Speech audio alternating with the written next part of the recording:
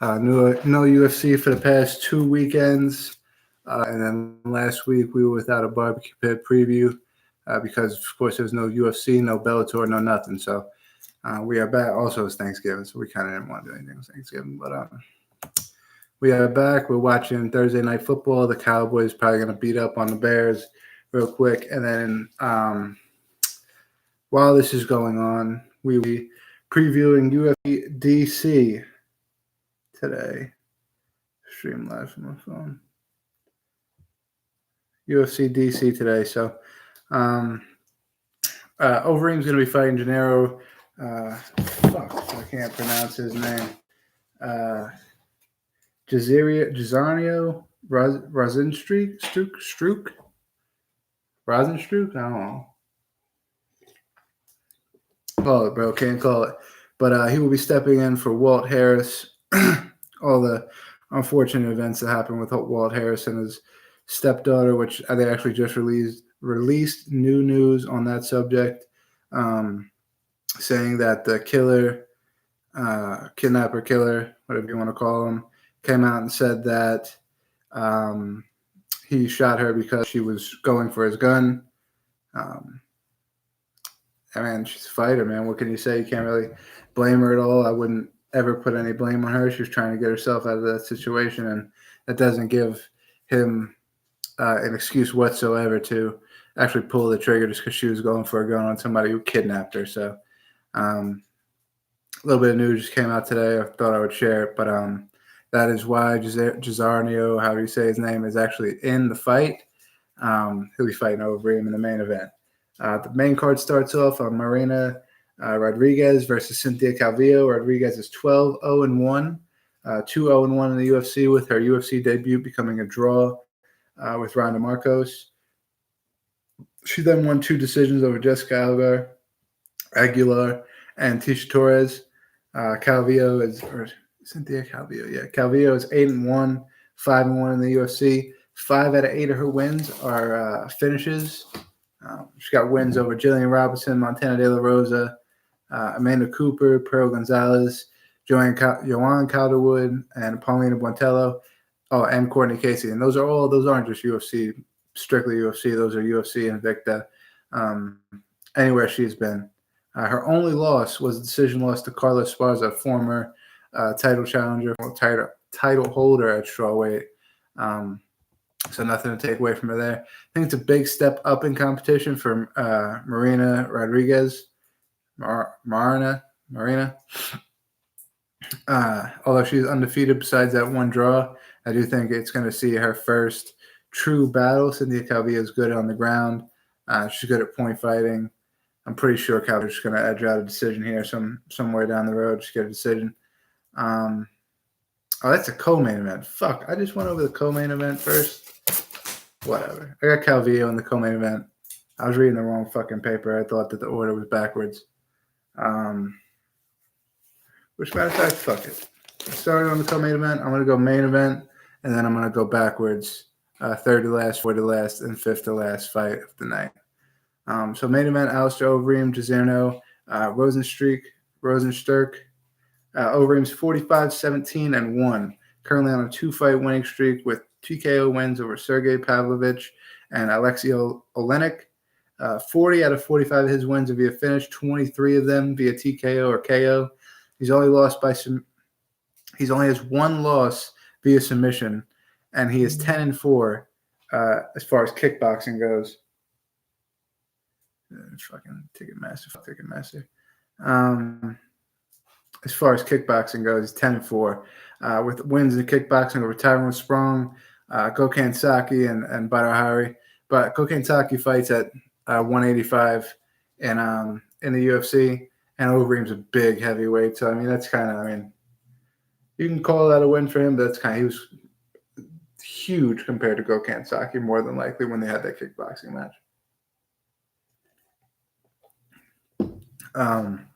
Rosenstruck, we were talking about kickboxing records, 10-4 for Overeem.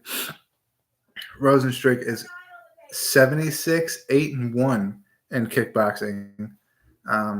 There wasn't any big names, Tyrone Sprong, shit like that, but he fought, I think it's forget where it was, where he's from. For some reason, I want to say something about Congo, Republic of Congo, or some shit like that. But I'm probably wrong. I don't know. I'm probably wrong. Yeah. Yeah. 9-0 in MMA. 8 out of 9 of his wins are via TKO or knockout. One decision. He's 3-0 in the UFC with wins over Junior Albini, Alan Crowder, and then most recently over Andrei Arlovski back on November 2nd. So his last fight was, what, a month and a week ago? A little over a month ago? That's big, man. He's got a quick turnaround against a very, very good kickboxer. He's a great kickboxer himself. He holds a lot of power. His fight against Alan Crowder, he knocked him out with a jab. And then his fight with Solecki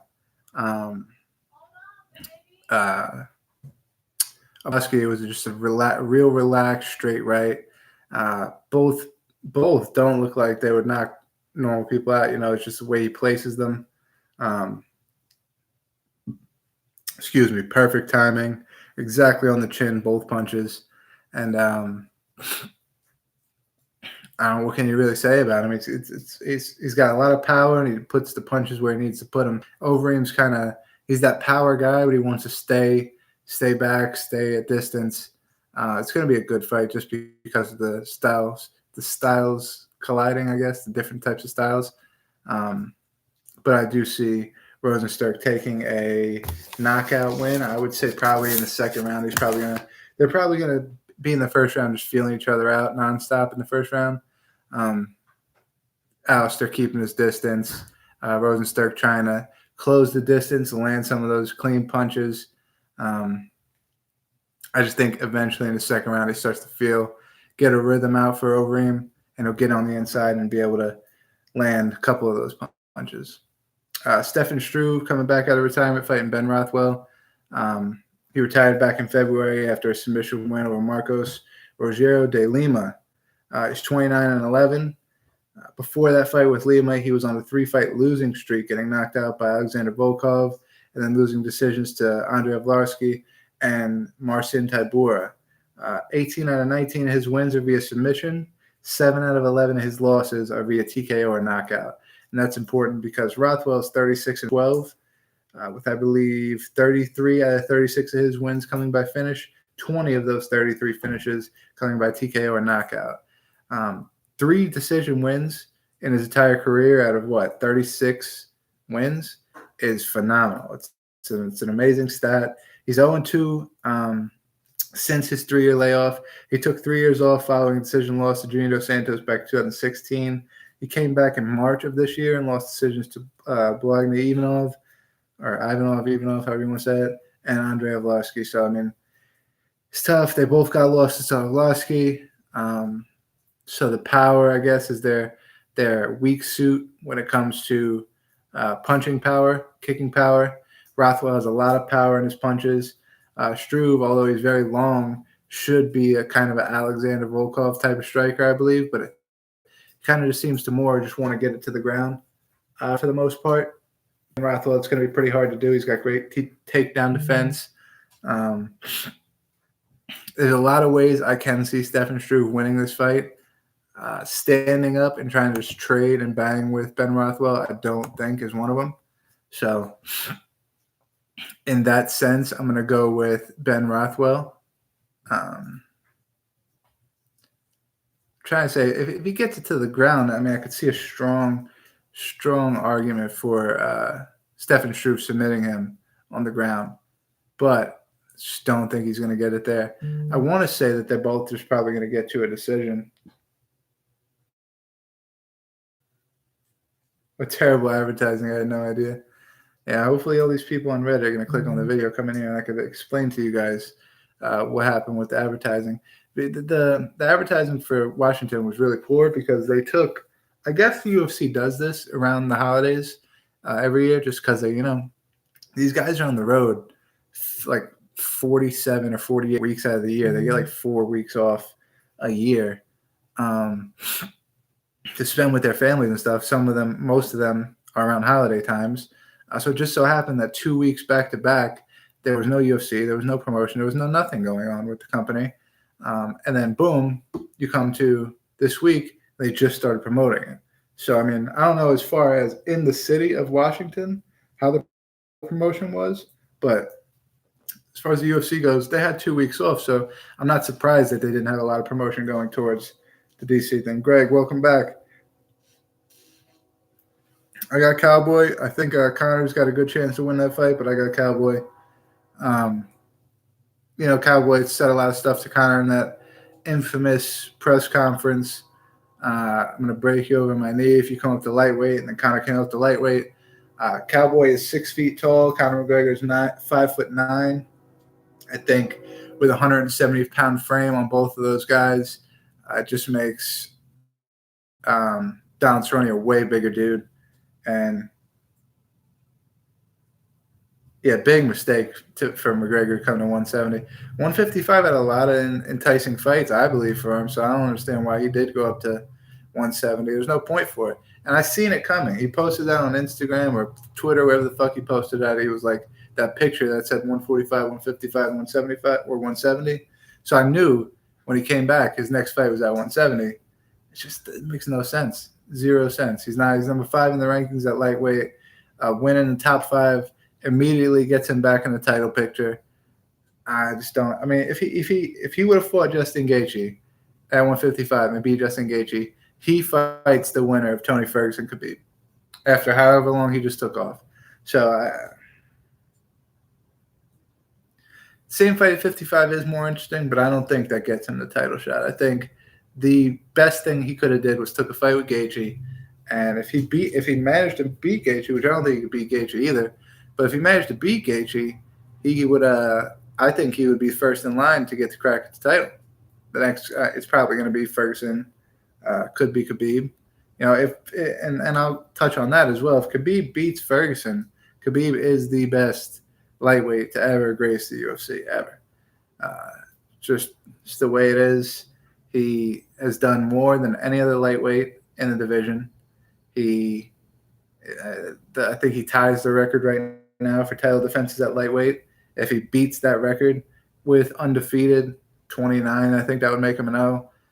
Beating the track record that he's beaten, the Conor McGregor, the Tony Ferguson, Dustin Poirier, he's definitely got to be considered one of the top 155ers. Cowboy is more. Yes, 100%. Cowboy is way more winnable fight for him than Justin Gaethje is, although I think the Gaethje fight would have been at 155, and the Cerrone fights at 170. I just feel that as fighters, stylistically, Justin Gaethje would have been a 10 times harder fight for Conor McGregor because Justin Gaethje, one, has a great fucking chin. And we've seen what happened when Cerrone fights power punchers, Darren Till, yada, yada, 170. His chin doesn't really hold up too well. On top of that, Gaethje is one of those guys that will stand in the pocket, kill you leg kicks. Conor McGregor's got that real lean back stance where he leans back on his back leg and like that karate stance. So if Justin Gaethje started picking at that front leg, kills his mobility, eventually kills his mobility so bad that Conor McGregor wants to switch stances. Now you're leaning back on your bad leg. So, and it's just tough. You factor those leg kicks that Justin Gaethje would be putting on him, and it's really tough to say that Conor would have a good chance. No, it wouldn't shock me at all if Conor slept him. I think that's a serious possibility. I think either Conor's going to get knocked out I think that would be the first time in his career. Conor's going to lose a decision, maybe. Because it's a 3-round fight, I think, right? It's 246, but didn't they announce that there was like a title fight or something? I can't remember off the top of my head, but I think there's a title fight on there. So I think they're going to be co-mains, 3 rounds. So I could definitely see Donald Cerrone winning a decision there, just fucking him up for 3 rounds, keeping a distance, fucking him up. But at the same token, I would not be surprised if Conor knocked him out. Who has better stand-ups? Kind of a weird question. Conor McGregor has that power, precision, karate type style, and Donald Cerrone is more of like that kickboxing, not so much as power, but kind of like volume and combinations type style. And I think that each of them is better than the other at their strong suit. So Conor McGregor would be better at the karate type of striking. Don Cerrone to be better at that kickboxing type of striking. But, I mean, we're never really going to know who has the better stand-up, who has the better fighting abilities until they get in there, because guarantee you they're both going to stand with each other.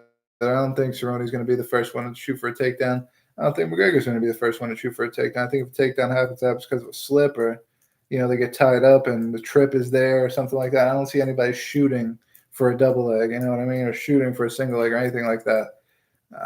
So it's hard. It's really, really, really hard to say who has best stand-up or anything like that.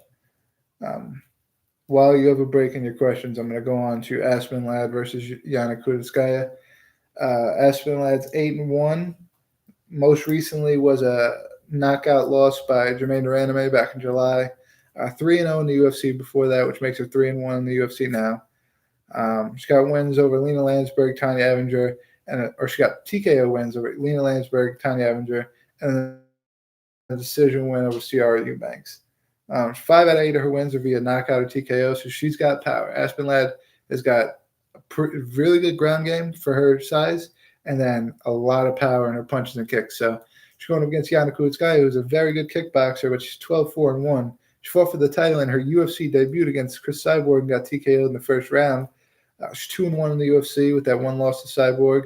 She got 2 decision wins over Lena Landsberg and Marion Reneau. 7 out of 12 of her wins are via TKO or knockout. So, like I said, great kickboxer. A lot of finishes before she came to the UFC. Her one no contest was a submission win for her in Invicta over Tanya Evinger. And then it got overturned because Tanya Evinger challenged the ruling. I guess she didn't tap out or whatever the case was, and it was a bad ruling by the ref. They overturned that and remade that fight 4 months later. And Tanya Evinger got the best out of Yana Kunitskaya, ended up submitting her. So that's how that went. It was for the Invicta title, though. That wasn't in the UFC. So Evinger's got a win over her. Ladd's got a win over Evinger.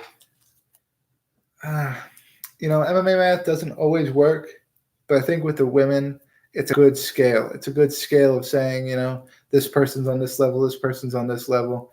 And when you see how many knockout wins and TKO wins Aspen Ladd has, not only in her career, but also inside the UFC against UFC caliber talent.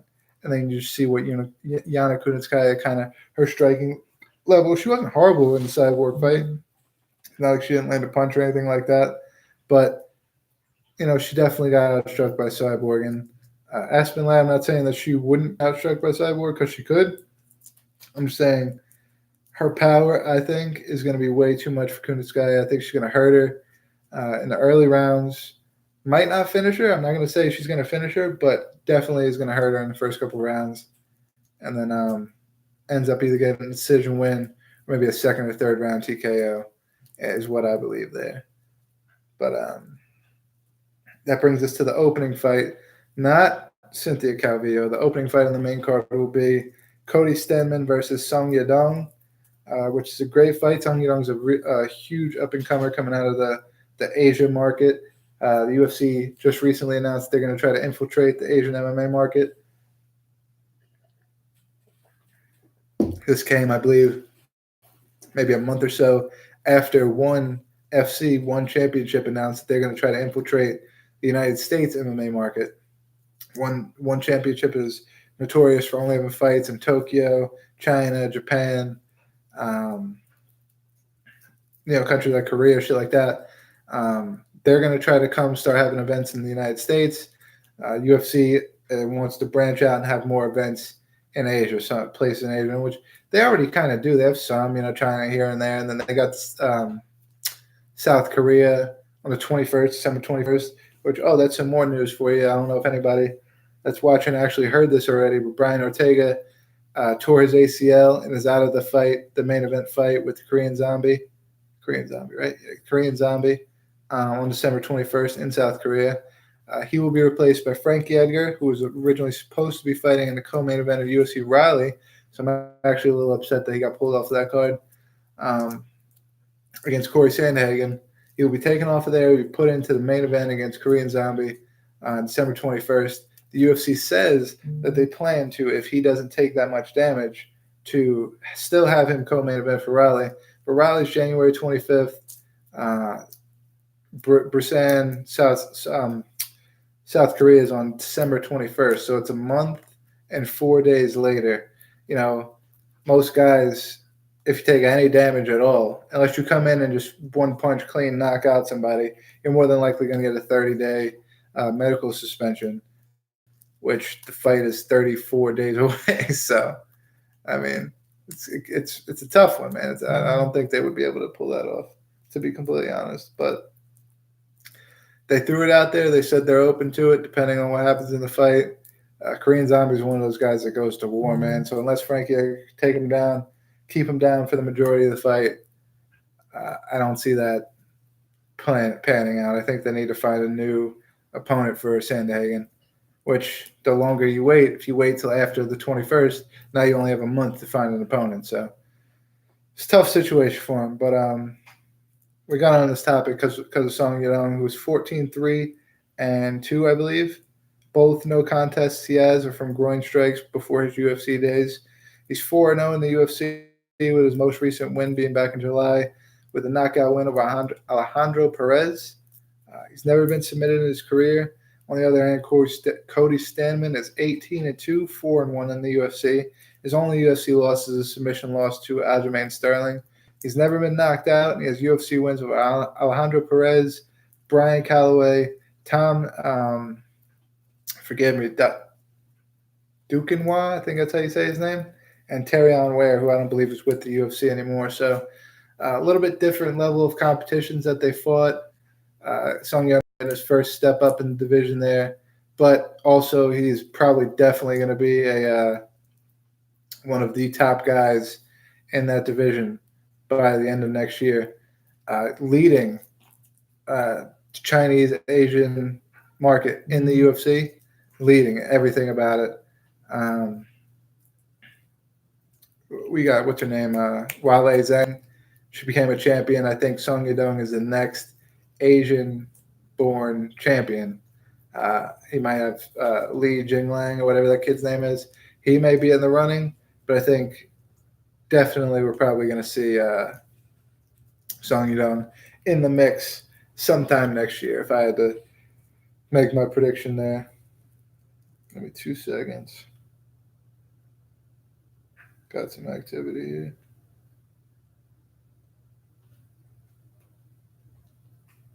I'll reply to that later. What was that outside my house? My house is so close to the street, I can hear everybody. If you close your door out there, car door closes, front door closes out there, anything happens, I hear all that.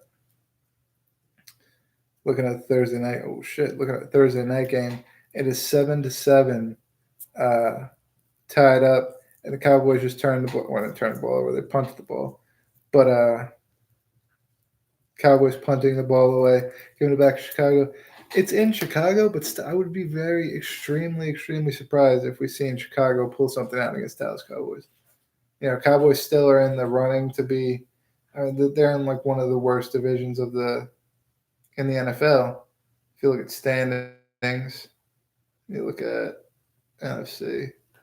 You know, they're 6-6, sitting right in front of a team that's 5-7, sitting right in front of a team that's 3-9. So I mean, Washington can get in if they win out and Dallas loses out. Philly's right on the cusp. You know, they get a couple wins. Dallas gets a couple losses. They get in. Dallas is out.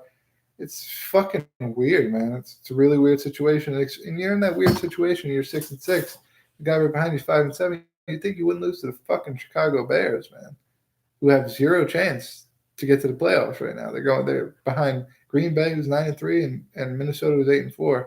So, you know, I'm sorry to get on this whole NFL rant, but damn, Dallas, you got to step it up. Pick Dallas to win this fucking game. So I honestly be pretty upset if they end up blowing it. Just being real. What do we got coming up? PFL's coming up. New Year's Day, finals.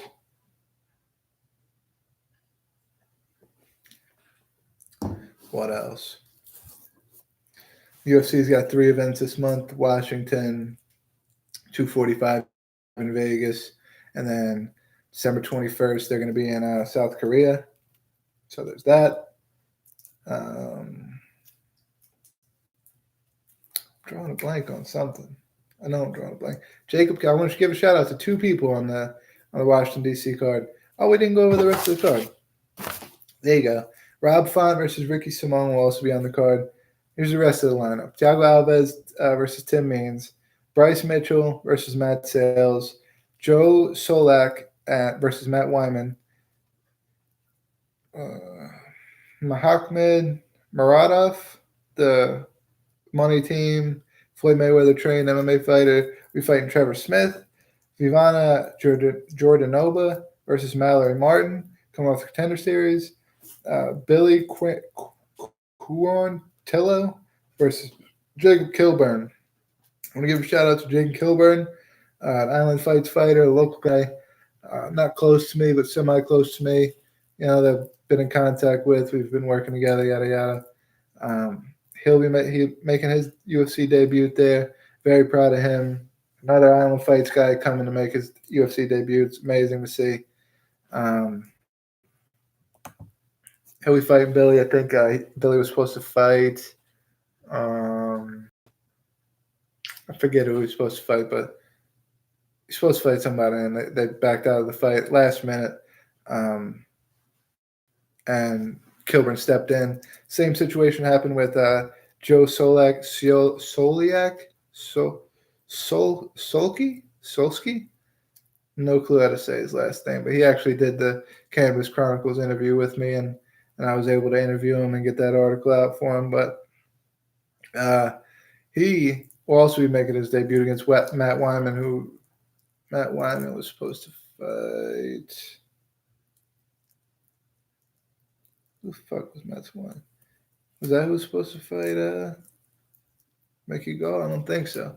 I don't know. Mickey Gall was on the card too. He got taken off. But both the big shout out to both of those guys, somewhat local guys around my area.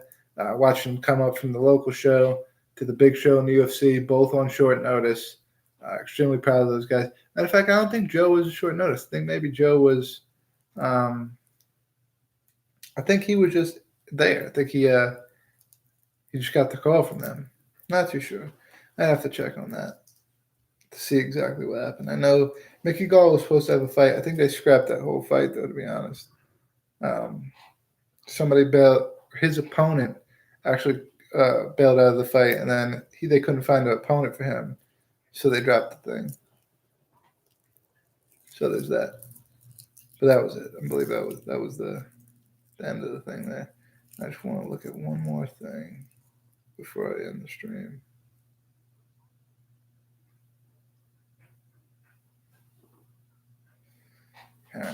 Yeah, game's on. What do we got going on for this game? 7-7 still. I mean, that's it. We got nothing going on this weekend. I'll be watching the fights at my girlfriend's Christmas party, so we will not be doing a fight companion, anything like that. The weekend after will be my work's Christmas party, so I'm not sure if I might fucking throw something up there just to fuck with people and shit. Just so everybody can see how fucking wild our Christmas parties are.